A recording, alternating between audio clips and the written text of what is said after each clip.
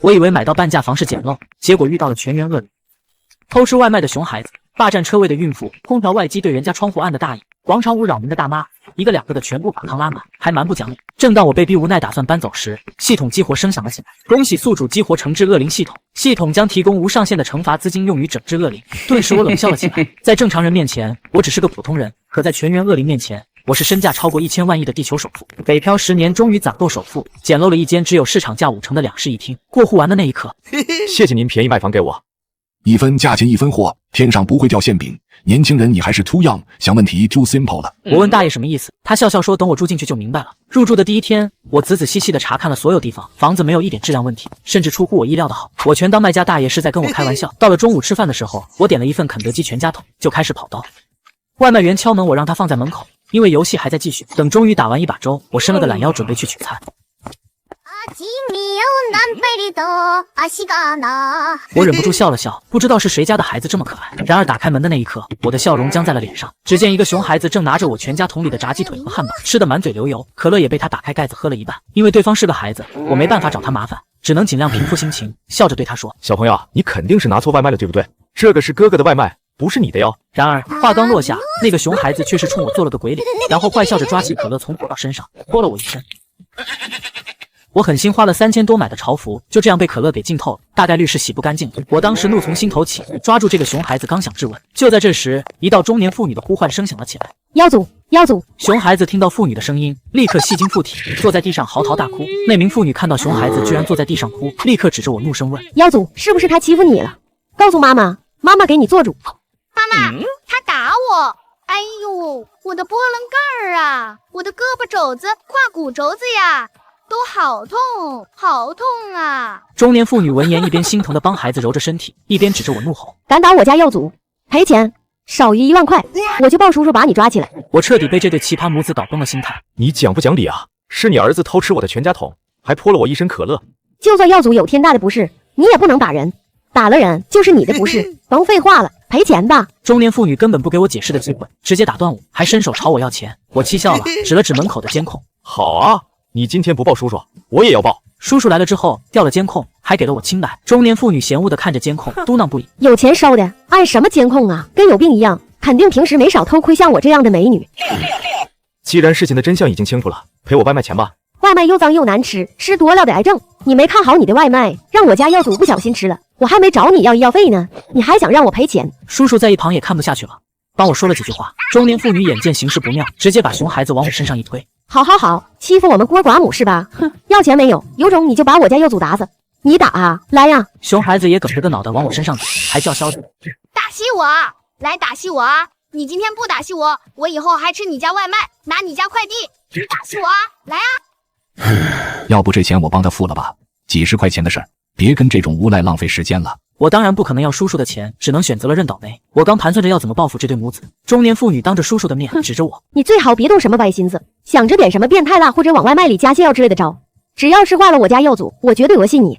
别以为我是在跟你开玩笑，我不是没这么干过。”是啊，如果是在知情的情况下刻意这么干，有可能涉及违法，以后外卖及时拿进去，不要放在外面了。我顿时一颗心坠入了谷底。如果家长不讲道理，遇到这种熊孩子，那真是一点招都没有。一句他还只是个孩子啊，能把你治得死死的。要是敢动手，人家一报叔叔，你最少3年起步。母子嚣张的离开后，我郁闷的刚要回家，邻居大叔开了门，叹了口气：“小伙子，别生气了，你算运气好的了，咱全楼的外卖都被耀祖偷过，有一家点了变态辣外卖，把耀祖吃得进医院了，结果被他妈闹到单位硬是讹了5万多，还有一家加了米田共的。”人家直接报叔叔说孩子被人投毒了，弄得那家人也赔了不少钱。我们现在都不敢让外卖小哥放外面了，就是因为这小子。哎，说多了都是泪啊。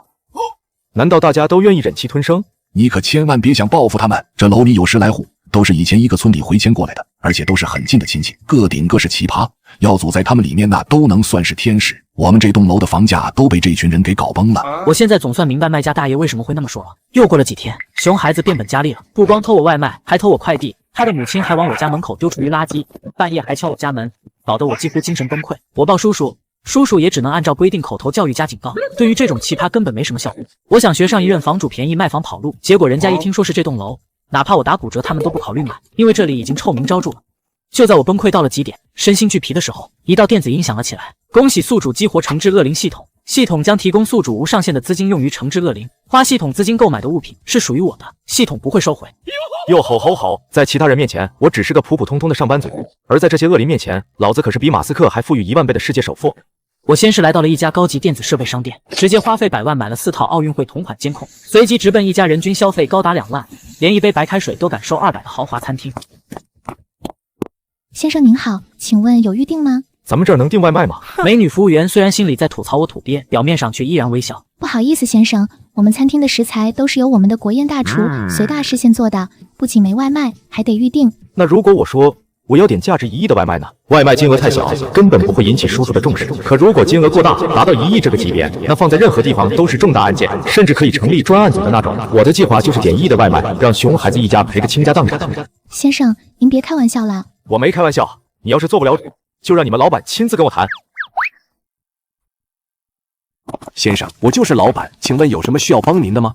我要点一份价值1亿元的外卖，你们餐厅做的了吗？做不了，我去别的餐厅了。有钱的我倒是见过，一顿饭消费个大几十万的，在我们餐厅也不算多稀罕的事。可是张口就要消费一个小目标，而且还是点外卖的，这绝对是我从业头一回见到。老板很怀疑我是来捣乱的，我也不废话，要了老板的银行账户，让系统把钱赚了过去。1亿的资金到账后，老板顿时脸上绽放出了如菊花一般的笑容，就差跪着给我服务了。关门，今年咱们只做这位老板这一单外卖生意。第一，外卖的分量绝对不能很大，必须能在我家门口摆得开。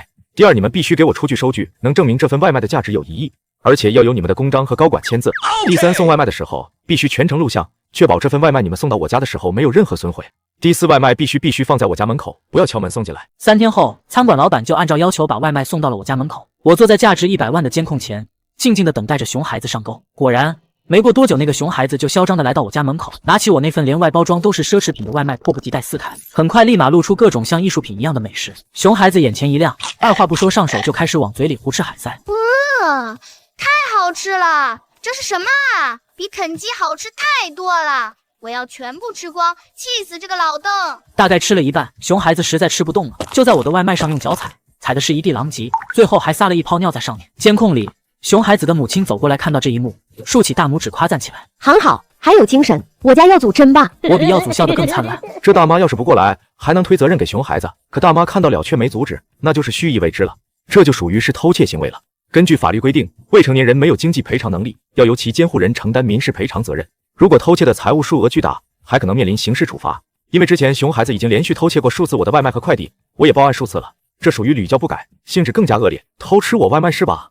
不知道1个亿的外卖你吃不吃得起？我先是报了叔叔，这才出门。此时熊孩子已经把外卖糟蹋的完全没法看了。看到我，熊孩子非但没有半点畏惧，反而拍着肚皮满脸炫耀。今天的外卖不错，以后就照着这个标准给我点，低于这个标准我就往你家门上抹臭豆腐。你承认是你偷吃我的外卖了对吧？是我吃了又怎样？略，你打我啊？你有种打戏我啊？我年纪小，吃你外卖你能奈我何？就吃，气死你！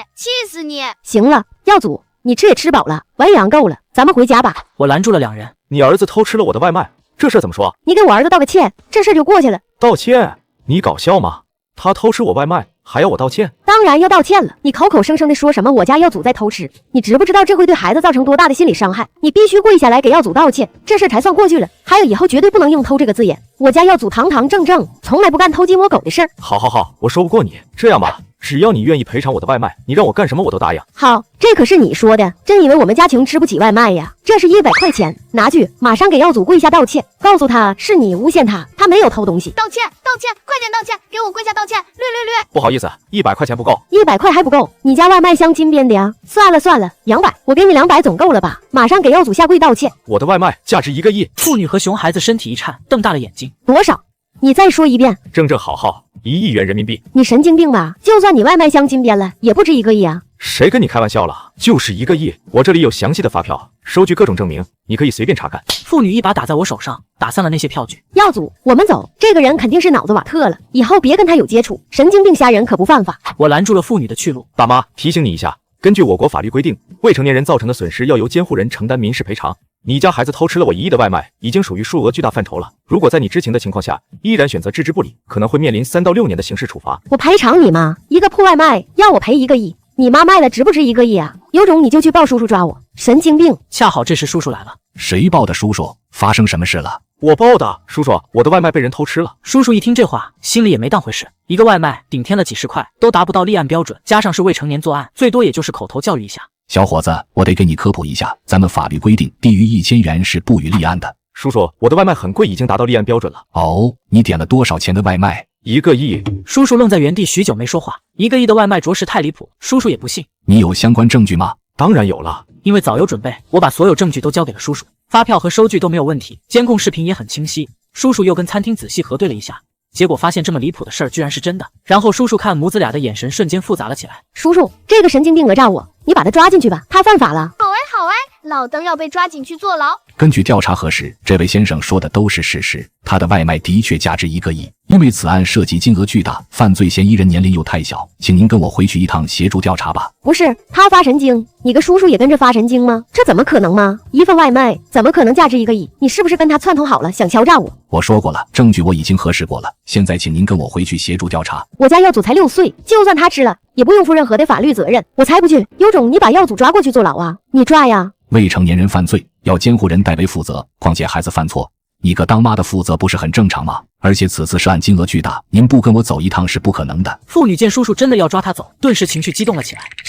是他故意放外卖在那，让我家耀祖吃的。他这是钓鱼执法，是故意陷害，这是敲诈勒索。我要报叔叔，叔叔，我要报案，我被敲诈勒索了，你快抓人呐！看热闹的邻居们终于看不下去，耀祖要是不偷吃人家外卖，能有这事儿吗？说到底还是你教育的不行，给孩子惯坏了。什么叫敲诈勒索啊？外卖放家门口，这不很正常吗？这栋楼里谁没被你家耀祖偷过？这下好了，遇到狠人了，出事了吧？你活该！这位先生因为外卖被偷已经报过好几次案了，你一次都没赔偿过，也没教育过你孩子，他现在已经属于屡教不改，属于惯偷了，性质更加恶劣。你要是再不配合我们工作，我也只能不客气了。叔叔亮出了一副银手镯，把妇女铐走了。我的念头终于通达了不少。这场战斗才刚刚开始，对方绝对不可能这么轻易的赔钱给我。果不其然，2天后，叔叔给我打电话，通知我去一趟，说是熊孩子的母亲请了律师，想跟我达成和解。到了调解室，叔叔给我介绍一位西装革履的男子。这位是严东平女士请的律师张伟张律师，张律师，这位就是报案人王小凡先生。熊孩子妈见到我就怒不可遏，起身就骂：不就是个外卖吗？邻里邻居的，你至于报叔叔吗？天底下怎么会有你这么小心眼的人？害我在这里关了2天，还得花钱请律师，以后邻居低头不见抬头见，你好意思？你也有脸？张伟吓得赶紧拉住妇女：不好意思啊，王先生，我的当事人有点激动，他不是那个意思。哦，那他什么意思啊？都报叔叔被抓了，到调解这一步了，还觉得全是我的错吗？什么玩意啊？是这样的，王先生，我的委托人就您外卖被吃一事上达成和解，我们是带着诚意想赔偿您的损失的，只不过您的那份外卖价格过于离谱了，而且吃您外卖的人还是个孩子，没有主观上的恶意，就算闹到法庭上，也不可能赔给您那么离谱的价钱。所以呢，您看赔偿金上能不能让步？耀祖偷吃我外卖已经不是1次2次了，我报叔叔也不是1回2回了。这次要不是我及时发现耀祖偷吃完走了，绝对死不承认。这一点，叔叔这里有报案记录，你可以查。张伟无奈地看了一眼严东平，因为这件事他压根就没跟他提。王先生，这事儿的确是孩子做错了，我方是愿意承认并向您诚挚道歉的，但孩子还小，不懂事也不是故意的。这件事的本质呢，也就是个小孩子馋了贪吃而已。您看咱们各让一步，行不行？退一步海阔天空，大家以后还是好邻居。打住！我跟他是仇人，不是什么好邻居。偷吃了我的外卖，该赔多少就赔多少，1分钱不能少。你也不用劝了，我不接受任何形式的调解，我只要赔偿。除了为了出口恶气之外，我坚持要赔偿，是因为这笔钱能进入我自己的口袋，不会被系统收回，我又怎么可能错过这次报复的机会？严东平见我如此较真，终于害怕了。张律师，你快说句话啊！严女士，放心，我张伟是专业的，相信我。张伟眼神犀利地看向了我，终于换了一副嘴脸。我方认为您点的那份外卖定价过于夸张，就那么点食材，怎么可能装得下价值1个亿的外卖？退一万步讲，就算是饭店认定它价值1个亿，可如果从别的饭店点，说不定只值100块呢。您让我们赔偿1个亿，我们是不可能认可的。没错，不是你说他值1个亿，他就值1个亿的，我还说他就是一份拼好饭呢。我忍不住笑了起来，因为我早就料到他们有这么一手，我当即掏出票据甩在了他们面前。那好，咱们就来捋一捋，我的这份外卖是由来自30个国家，加起来60个国宴大厨的团队制作而成。光是请这些人就花了2000万，这道前菜7星踏月冷拼价值2000万，食材包括意大利阿尔巴产白松露，当王顶极品，拍卖级别的，单克价值超过黄金，还有伊朗里海野生白化鲟鱼子酱鱼龄超100年，年产量不足10罐，澳洲南部深海野生蓝鳍金枪鱼大腹，脂含量达40%，濒危保护物种，经国际渔业组织特批捕捞。我的汤品龙涎香芋品佛跳墙价值3000万，食材包括鱼龄超50年泡发后重500克的2头网鲍4只，生长周期超过300年的东北野山参5根，号称海中黄金，鱼龄超80年，单克价值超2万的金钱米鱼胶1块，还有龙涎香、野鹿茸等等珍贵食材。哦，对了，装这道食材的是景德镇官窑定制珐琅彩瓷坛，全球限量1件，餐后可收藏。单坛价值超500万，已经被熊孩子给踩碎了。我有理有据地列出了食材的价格，把张伟和严东平给听得冷汗直流。因为按照我的说法，那份外卖真的能值1个亿。张律师，你说话呀，我可是花了钱的。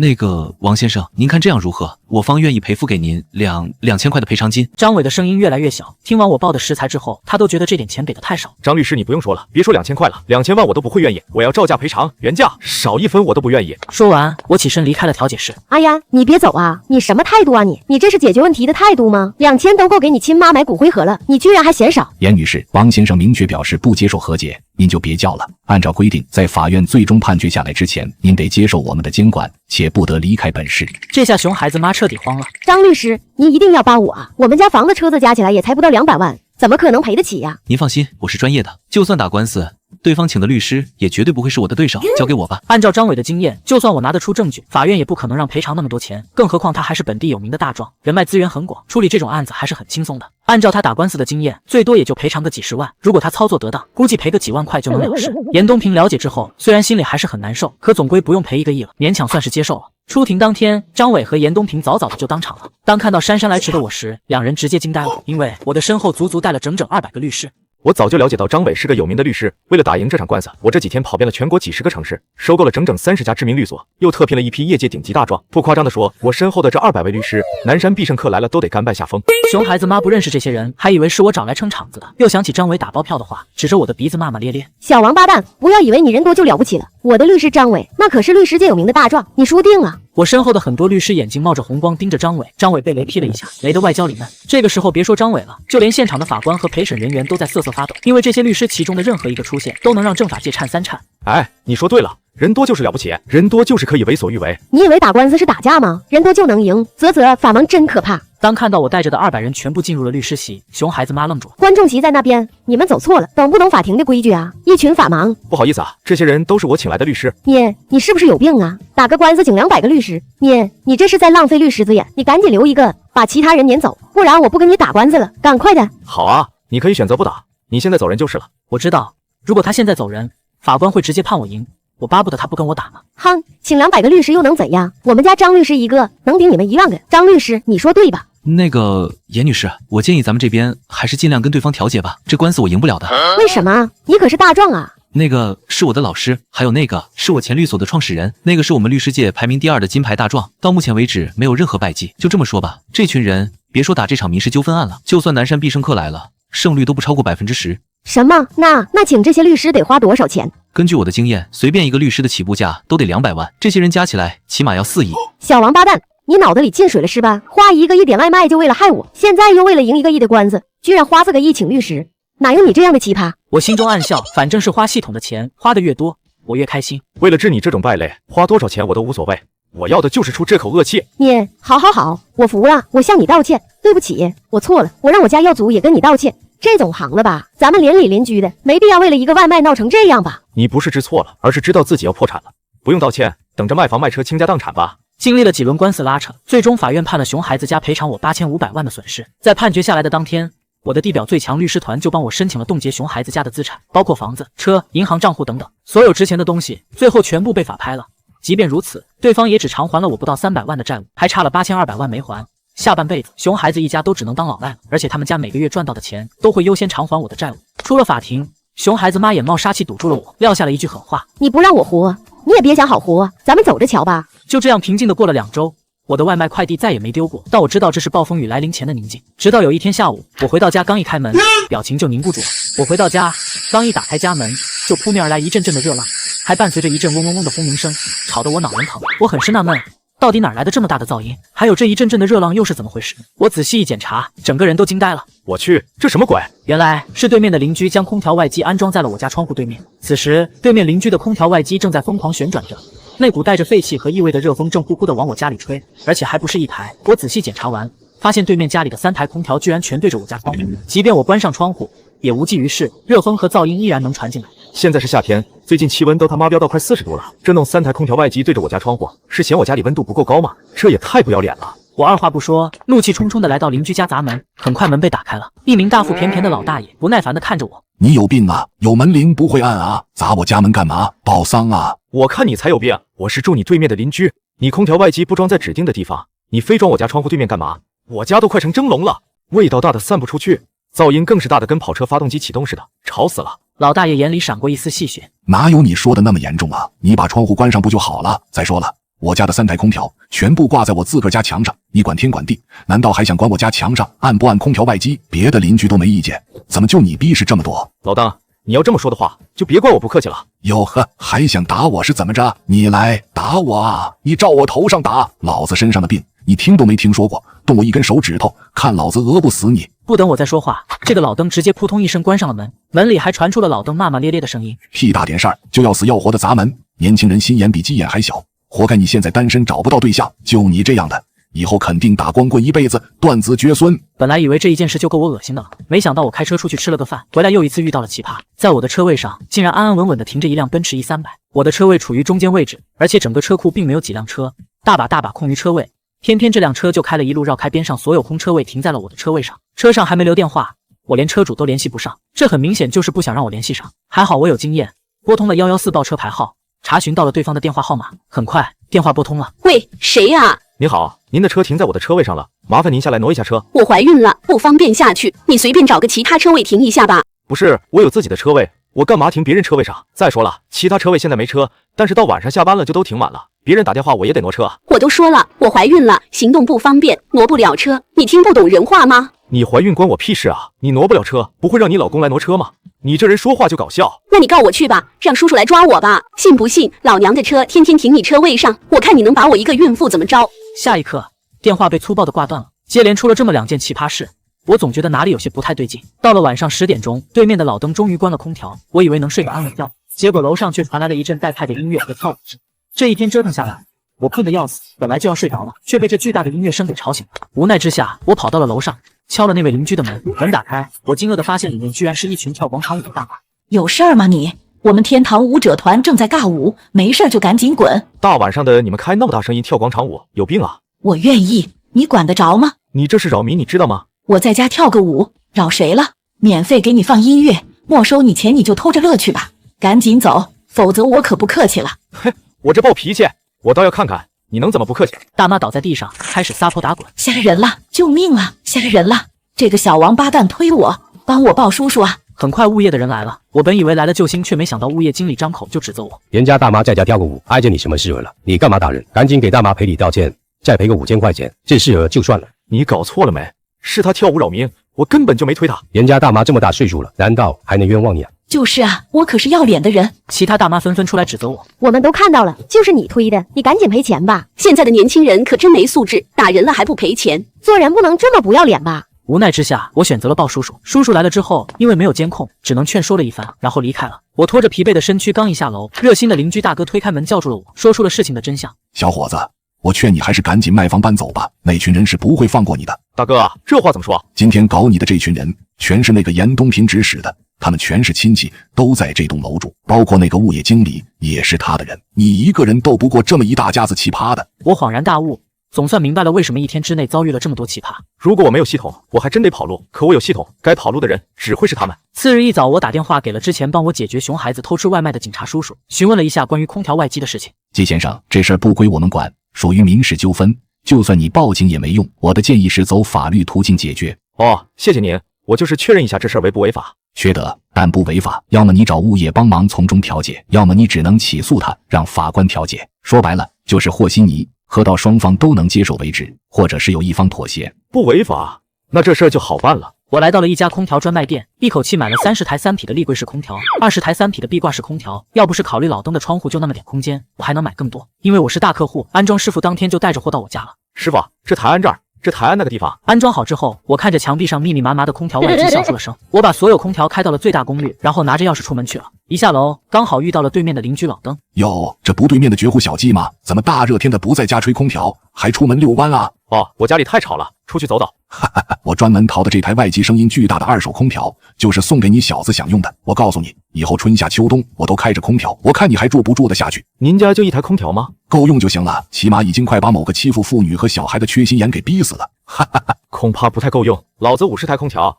有30台是立柜式的外机都巨大，你拿什么跟我斗？我离开后，老登拿起手机打给了严东平。闺女，告诉你个好消息，季伯达那个小王八蛋被我逼得住不下去了。哈哈哈，姜还是老的辣，还得是爸您出马。这时老登掏出钥匙打开家门，一股狂暴如龙卷风一样的热浪直接把他的老褶子和头发吹得啪啪作响，嗡嗡嗡的响声让他家里的家具乃至墙壁都跟着一起在震颤，简直跟地震了一样。老登定睛一看，发现窗户对面竟然挂着高达。老登狠狠揉了揉眼睛，才发现那不是高达，而是密密麻麻的空调外机。一眼扫过去，起码几十台，而且这些空调外机全部对准了他家的窗户，满屋全是废气的味道。才待了几分钟，老登就脑子发懵，浑身大汗，摇摇欲坠，快昏厥过去。爸，你那边什么动静啊？地震了吗？闺女，快救命！我要中暑了！妇女很快赶到，把老登给救了。两人气势汹汹的来到我家门口，哐哐砸门。开门啊！开门啊！有种你就开门啊！小王八蛋，快开门！别躲里面不出声，我知道你在家。门打开，一股凉气把老登和妇女冻成了冰块。门内冰天雪地，还有很多企鹅。北极熊在我家玩滑滑梯，我穿着大花棉袄在家里堆着雪人，笑嘻嘻的看着大鼻涕已经快掉地上的两人。你他妈是不是有病啊？按几十台那么大匹数的空调，搞得家里跟冰库一样，是要干嘛？你知不知道你这几十台空调外机已经把我家给烤了？家里比澡堂子的桑拿房温度还高，而且噪音大的跟地震一样。我家安多少台空调那是我的自由，你管天管地，还能管得住我家安几台空调啊？波儿，你按一台空调我也不管你，但是你不能把空调外机对着我家窗户啊！音浪太强，一晃就会被撞到地上，温度又那么高，你让我怎么住啊？哦，感情你也知道空调外机不能对着人家窗户啊？屁大点事儿，看你矫情的，小心眼才嫌噪音大呢。有句话叫心静自然凉，懂不？你不凉，说明你心不静啊！多在心里念念大悲咒，自然而然的你就凉了。老登受不了我这副态度，直接选择了报警。可惜我已经咨询过了，这属于民事纠纷，并不违法，只能起诉解决。而且这招还是老登先对我用的，他理亏。无奈之下，老登被逼得只能从家里搬走。我知道战斗才刚刚开始，我马不停蹄的又跑去高端车位装公司，找到销售人员提出了我的要求。我要给我的车位安车位桩，这些车位桩要用纯金加钻石打造，并且要密集安装，围着我的车位严丝合缝的给我围一大圈。这您围一圈，那不成围成了吗？您的车还能出来吗？出不来更好，你就说能不能办吧。您只要钱给够，我们肯定能办。很快，车位桩围着占我车位的那辆奔驰打满了，而且这些车位属于半永久的，非常牢固，除非把水泥地面给挖开，否则根本拆除不了。就算硬拆，这些纯金加钻石打造的车位桩的价格也能让对方赔一大笔。当然，光有车位桩，我觉得还不够保险。我又跑去买了4台全球限量级的豪车，分别停在了奔驰的前后左右4个方向。我看了一下，奔驰车被我围的那叫一个水泄不通，想要出来只有喊吊车，可这里是地库，吊车根本进不来。另一边，严东平给占我车位的孕妇打去了电话。姐，你那边情况如何？咱爸可已经败下阵来了，你可别掉链子哥。呵呵，放心好了，我的车除了偶尔开出去买菜，平时就焊死在他车位上了，保证让他有车位也不能用。咱叔可是这小区物业经理，那小子想叫拖车都叫不进来，看他能拿我怎么办？哈哈，还是老姐给力，这种人不狠狠治治他，他就不知道什么叫现实。可当孕妇准备出门买菜，来到车库的时候，直接傻眼了。孕妇使劲揉了揉自己的眼睛，感觉难以置信，因为在她的面前，她的车已经被4台超跑侧身贴着从前后左右围了起来。别说开车出来了，她甚至连拉车门的空间都没有。孕妇愤怒至极，这车可是他们家贷款刚提的新车，落地快40万了，现在被堵在里面开不出来了，钱岂不是白花了？孕妇眼睛冒火，掏出手机拨打电话给我。喂，你有病吧？赶紧把你的车给我挪走！我的车停在我的车位上，无缘无故我为什么要挪走？为了整治这个孕妇，我把周边所有的车位都买了下来。你的车把我的车给堵住了，你赶紧把车挪走！啊？什么你的车？我只是多买了几辆车停在我买的车位上而已。至于你的车为什么会被堵住了，那我就不管了。你马乐，你这是故意的吧？我告诉你，你这是犯法，你知道吗？这就奇了怪了，我的车停在我的车位上怎么就犯法了？有种你叫物管啊！说完我直接挂断了电话。反正买豪车买车位的钱都是系统出的，我一点都不心疼。可他那辆崭新的车是实打实自己花钱买的。孕妇逼不得已只好求助干拖车的朋友，让朋友来地库把车拖走。可孕妇的朋友来到车库一看，直接傻眼了。怎么样？就这4辆车，很容易拖吧？啥玩意？你让我拖这4辆车？你疯了吧？这4辆车怎么了？怎么了？这辆车劳斯莱斯福音，全球限量1台，价值2.25亿。这辆车布加迪 LA， 全球仅1辆，价格2.5亿。这辆帕加尼虽然全球限量3台，但是价格高达2.8亿。最可怕的是这辆法拉利250克图，价值7000万美元，约4.78亿人民币。这4辆车，哪怕我刮破一点点漆，都得赔得我倾家荡产。你说怎么了？什么？为了堵我这辆不到40万的车，那个小王八蛋居然花了10几亿买豪车？能买得起这种车的人，我劝你还是别惹了，赶紧跟人家道歉服软吧。你怕毛线啊？听我的，直接拖走，我这着急用车呢。拖你妈！你是不是想让老子进去坐牢啊？10几个亿的豪车，你觉得我敢拖？拖坏了你负责吗？我负责就我负责，唧唧歪歪的这么胆小，我赔钱就是了。行啊，先给我看看你的银行账户，别说10几个亿了，哪怕有个几千万，我都敢拖。孕妇好说歹说，最终在朋友给了她一份全权负责的协议书上签了字，她这才肯拖车。可当4辆车被无比小心翼翼地拖走后，两人再次傻眼了，因为两人发现那辆崭新的奔驰四周已经被一圈金灿灿还镶嵌着各色宝石的大柱子给团团围住了。除非是用吊车，否则车子根本没有能出来的可能性。这下我帮不了你了，除非拆了车桩，否则你的车没可能出来。这是地库，吊车进不来的。孕妇此时已经气红了眼，也没管那么多，直接叫来了他家亲戚，哐哐的拆我的车桩。当我在监控中看到好几根车桩被拆坏，非但没生气，反而乐上心头。我直接拨打了报警电话，告诉警察叔叔有人破坏了我家价值1亿根的车桩。孕妇一伙人还在热火朝天的拆车桩时，2名警察叔叔过来把他们给逮捕了。你们抓我干嘛？是那个小王八蛋堵我车，我才拆他车桩的。你们涉嫌毁坏他人财物，数额巨大，已经涉嫌犯罪。不是，就几根车桩而已，几千块钱顶天了，怎么就数额巨大了？因为这些车桩都是用纯金打造的，并且通体镶嵌了各种颜色的钻石、宝石，每一根都价值过亿。收据和监控视频我已经交给叔叔了，你们就等着进去吃牢饭吧。孕妇闻言瘫软在了地上，嚎啕大哭了起来。整治完孕妇之后，我马不停蹄地开始下一步，也是我最大的一次行动。我找到了除了严东平和他亲戚之外，整栋楼所有的邻居。利用系统资金，花了高于市场10倍的价格买下了他们的房子，又花了20个亿直接收购了这个小区的物业公司，接着又斥巨资雇了一批人，分别布置在了广场舞大妈的上下左右，左上左下右上右下8个方位。到了晚上，我听到熟悉的噪音在楼上响了起来，全体都有行动。下一刻，正在我头顶跳广场舞制造噪音的大妈忽然听到她头顶上传来了一阵猛烈的大河之舞踢踏舞声，上百个踢踏舞者一起用脚掌传递噪音。一下子就让他受不了了。同时，在他家挨边的7个方位也传来了噪音声，有死亡重金属乐队的声音，有唱山村老师里那段戏曲的声音，有多大鼓幅的声音。大妈被吵得受不了了，找来了物业经理。可当到了警局之内，大妈傻眼了，因为这些制造噪音的人全是7老80、微微颤颤的老人，有好几个明显病得不轻。我结肠癌晚期，你动我一下试试。嘿，老子肝癌晚期，外加心脏病，正愁没人给我出治疗费呢。老爷子，我今年99岁了，身上的病你听都没听说过，有种你去报警啊，看有用没用。大妈的广场舞再也跳不下去了，她的天堂舞者团成员作鸟兽散，一整晚大妈都忍受着来自4面8方的噪音折磨。到了白天，大妈顶着个熊猫眼，以为终于可以睡一会儿的时候，我一声令下，新一波大爷们来上班继续制造噪音。几天后，大妈就扛不住了，进了 ICU。物业经理见严家的恶灵亲戚全部被我弄垮了，气打一处来，领着保安来我家找我理论。刚一进我家门，他就傻眼了，因为物业公司的高管全部在我家坐着，包括他的几个顶头上司全在。领导们好，你们怎么在这个小王八蛋家里？什么小王八蛋？这是咱们物业公司的新老板季伯达先生。严经理，你说话客气点，季先生可是刚刚花了20个亿收购咱们公司，以后他都是你的大老板了。季老板，您刚刚说收购公司的唯一要求是什么？我嘲讽地笑着看向了物业经理。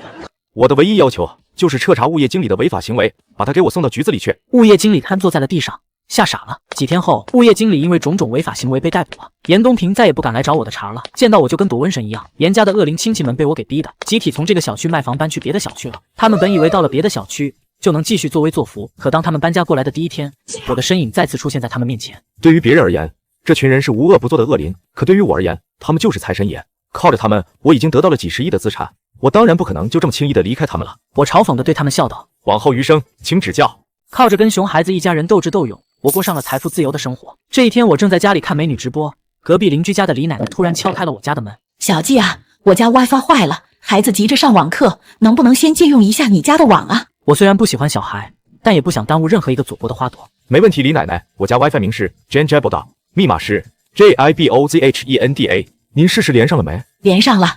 哎呀，谢谢你啊，小季，你可帮了我家孩子大忙了。李奶奶得到了 WiFi 之后，客气了几句就回去了。我也没把这件事当回事。当天晚上，朋友约我一起打周，我刚摸到大红，笑容还没展开呢，突然游戏界面卡的动不了了。什么情况？网卡了？靠着系统，我可是撸了10几套房子，好几辆豪车，还有一家物业公司，是妥妥的富豪大佬了。花钱呢自然也比以前阔绰多了。家里的宽带，我直接办的是2000兆的至臻宽带套餐。讲道理，就三角洲这个游戏，100兆的宽带都不可能卡。我疑惑着打开了日照金山路由器的 app 检查了一下，然后直接惊呆了。手机界面上显示路由器连接了20几台设备。我去啊！手机、电脑、平板、电视机全连上了。不对，怎么洗衣机、净水器、空调这些智能家居也都连上了？还有小天才儿童手笔是什么鬼？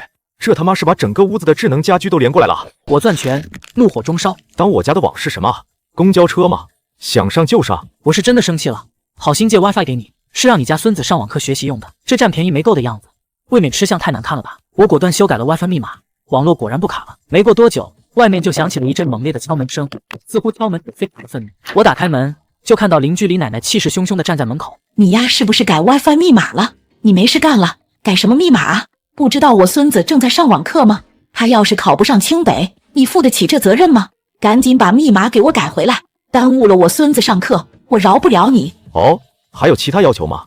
你一起说了吧。这才像话。我孙子说了，你家 WiFi 信号很差，等会你把路由器挪到墙根那边，贴着我家墙，我们的信号也能好不少。您还真是老奶奶吃稀饭，无耻下流啊！我刚刚是阴阳你呢，听不出来是吗？我自己的 WiFi 凭什么要便宜你个老登啊？嘿，你这小年轻说话咋这么不中听呢？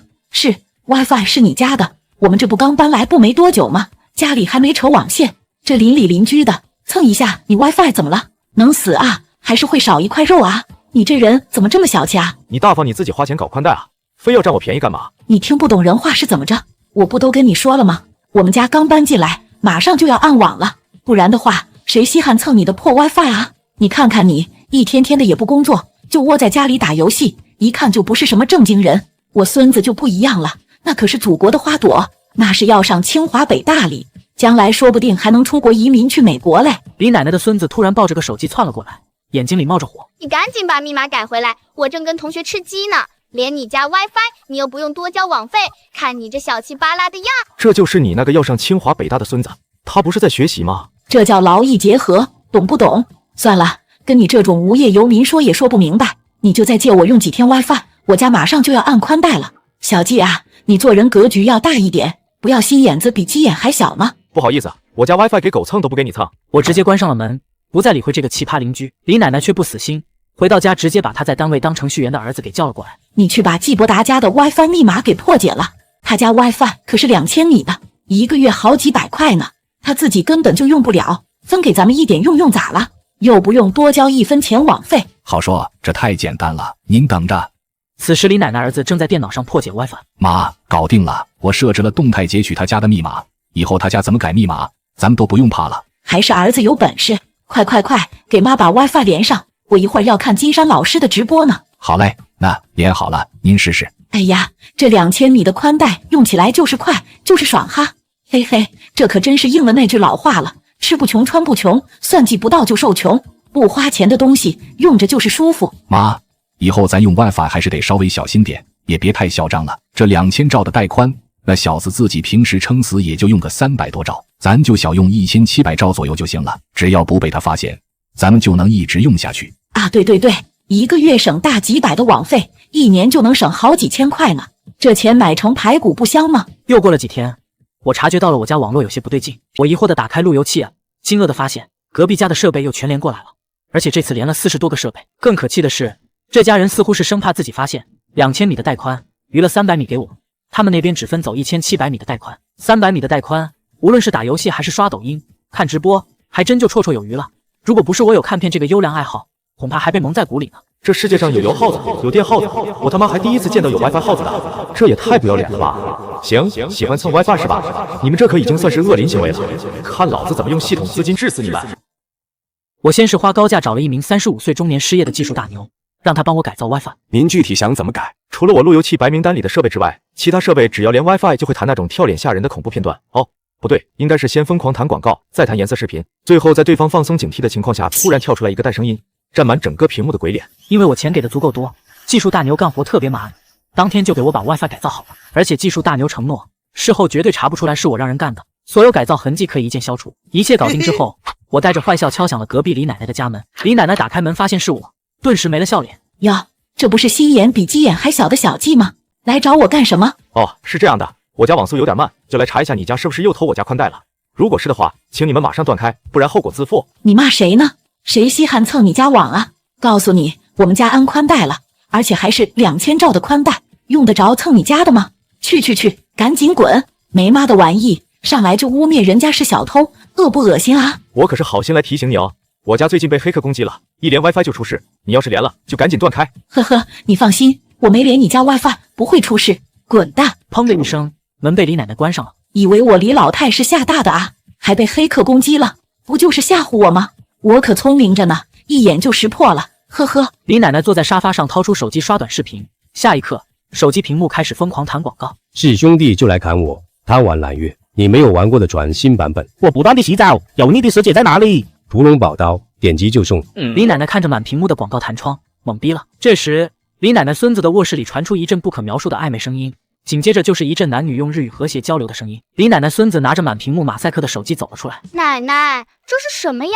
怎么这叔叔和阿姨在打架啊？阿姨都被叔叔打哭了。李奶奶赶紧把孙子的手机给关机。奶奶，你手机里怎么有个人啊？李奶奶手机屏幕里贞子在慢慢接近，李奶奶好奇的仔细盯着手机屏幕，下一刻贞子的鬼脸贴在了手机屏幕上。妈呀！李奶奶瘫在了地上，李奶奶儿子跑过来扶住她。妈，你醒醒，你醒醒啊！儿子，快打120叫救护车。别叫救护车，去医院得花钱，我躺一会儿就好了。咦，这是什么？我去，妈，你吓尿了。在隔壁的我虽然没目睹全程情况，但是通过声音也大概能想象到，最后救护车还是来了。我通过猫眼看到李奶奶被抬走了，我以为这样李奶奶一家肯定会消停了，没想到几天后李奶奶出院敲开了我家的门。小王八蛋，是不是你干的？李奶奶，你在说什么？我不明白。你少跟我这阴阳怪气！我告诉你，你弄的恐怖视频把我吓坏了，我住了好几天院，你必须赔偿我医药费，少于100万，这事儿没完。什么恐怖视频啊？李奶奶，你看恐怖视频被吓坏了，关我什么事啊？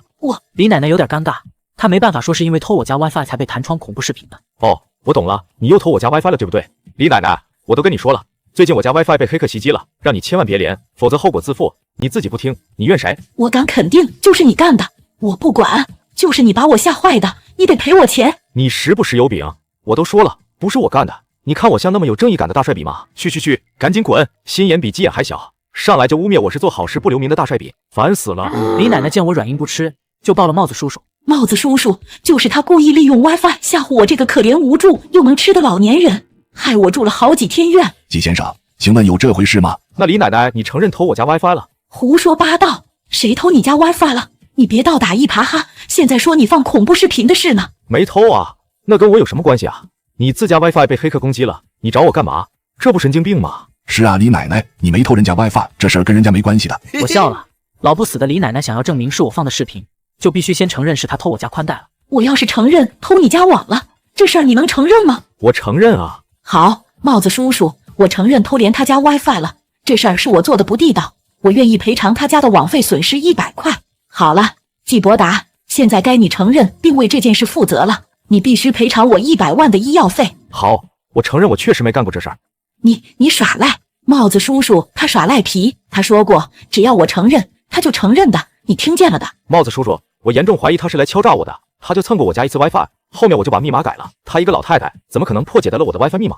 谁说我没破解不了？我这就连给你看。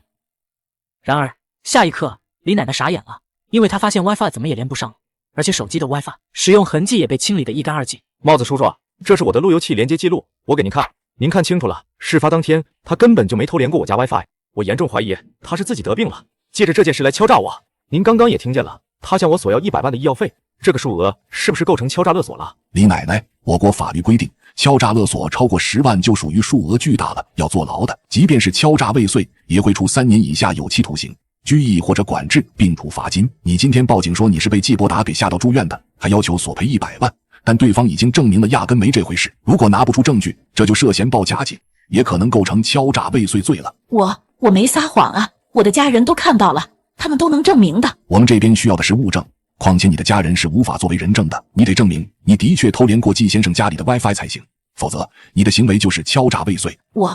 李奶奶实在拿不出证据，鬼知道怎么突然之间就连不上我家 WiFi 了。小季啊，你做人可得讲良心的，我偷过你家宽带，而且连偷了半个月，这你不能不承认啊。帽子叔叔在这里，你可不能胡说呀。李奶奶，你是个好人，你们一家人都是大好人，怎么可能做出偷用我家宽带这种卑鄙、无耻、龌龊、恶心、死一户口本的事儿呢？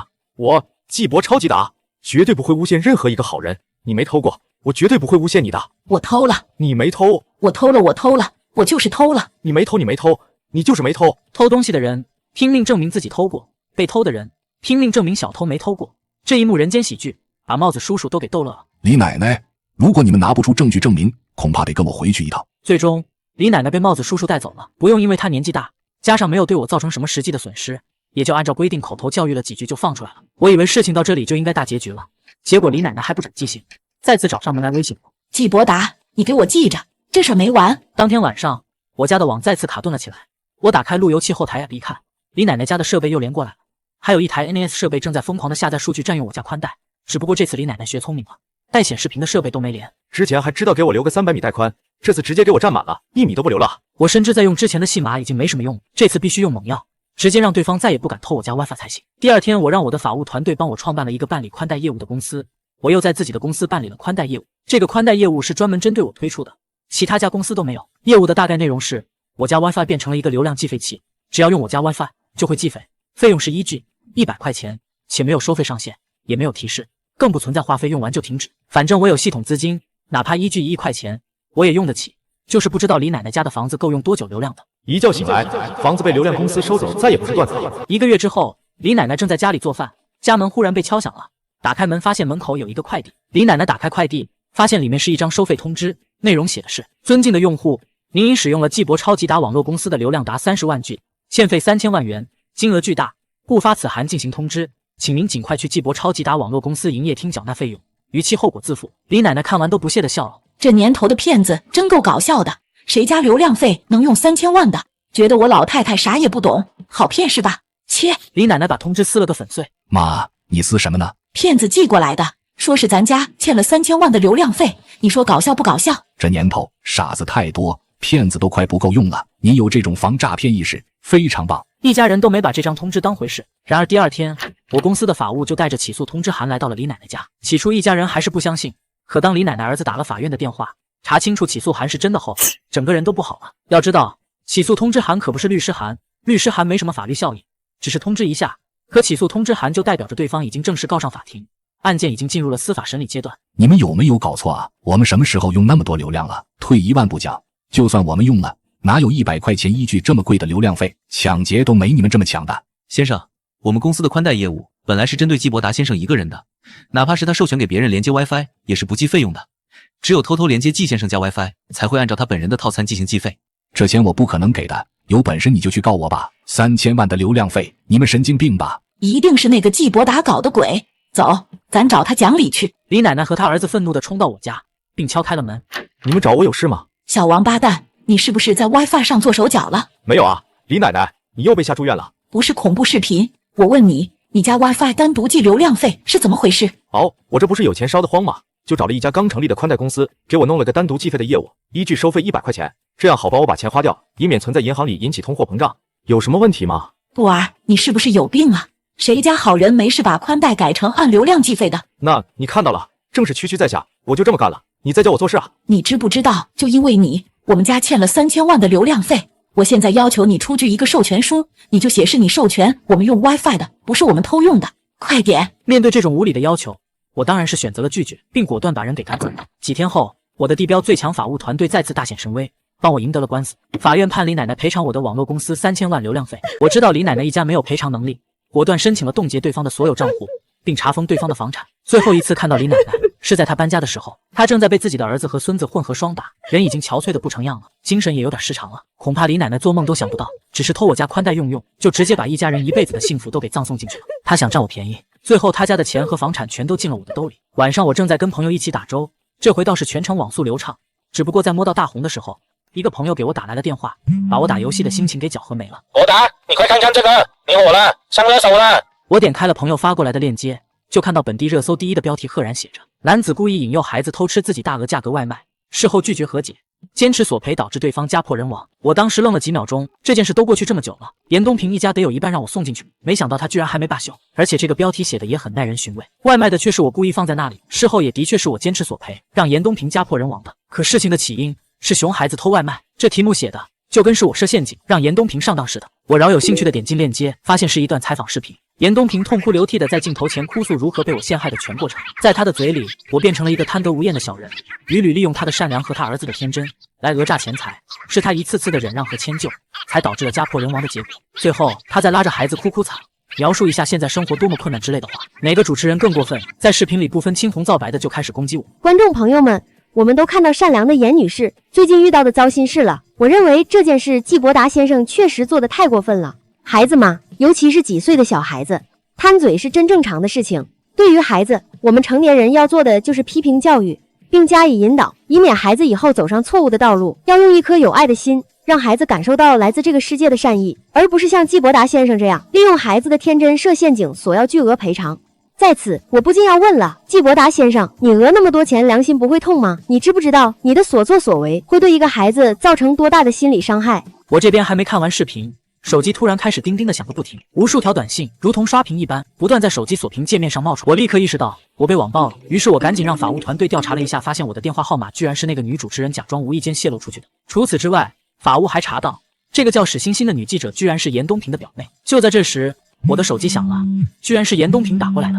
季伯达，怎么样？被网暴的滋味不好受吧？请你的亲戚记者来挑拨网友来网暴我，就是你最后的手段了吗？你就说有没有用吧。我告诉你，季伯达，马上撤销你之前所有的控告，再把我的房子和钱还回来。我可以考量放过你，否则我会让你知道什么叫做残忍。好啊，那咱们就走着瞧。我直接挂断了电话，开始思考反制措施。系统只能提供资金惩罚恶灵，可史欣欣根本不住我家小区，不是我的邻居。无奈之下，我只能又多了几套房子，新房就买在史欣欣住的星光小区。只要把这个叫史欣欣的女记者搞定，严东平最后的底牌就彻底没有了。季先生，您要的史欣欣的资料全都在这儿了。查看了法务提供给我的资料，我顿时觉得一阵无语。这个叫史欣欣的女记者，同时还是一档调解类节目的女主持人，靠着三观不正的调解，博取了不少流量。女的出轨，老公要离婚，史欣欣就劝说男人要大度，说如果不是你对你老婆不好，她怎么会出轨？